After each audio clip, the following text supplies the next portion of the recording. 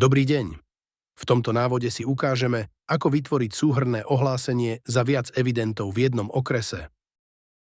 Ak posielame jedno ohlásenie za viac evidentov, napríklad za stavby v jednom okrese, a potrebujeme do adresy prevádzky napísať univerzálnu adresu, napríklad názov okresu, je možné si vytvoriť takýto subjekt, ktorý poslúži len ako hlavička. Tento subjekt potom pridáme do agendy ohlásenie odpady. Aj tento subjekt musí mať vyplnené všetky parametre pre ohlásenie, inak nebude možné vytvoriť XML súbor. Tu bude znázornený kurzívou, aby bolo jasné, že to nie je bežný evident.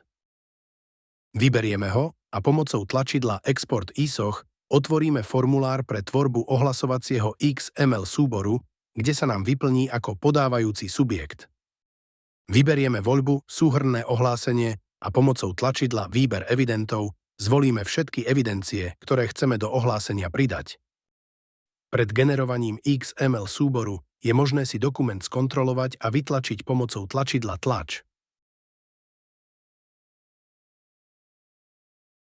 Tento špeciálny subjekt je možné ale tiež použiť ako podávajúci subjekt s iným IČO, ktorý použije napríklad splnomocnenec kompletár, ktorý odosiela ohlásenie za svojich klientov s vyplnenými vlastnými parametrami pre ohlásenie.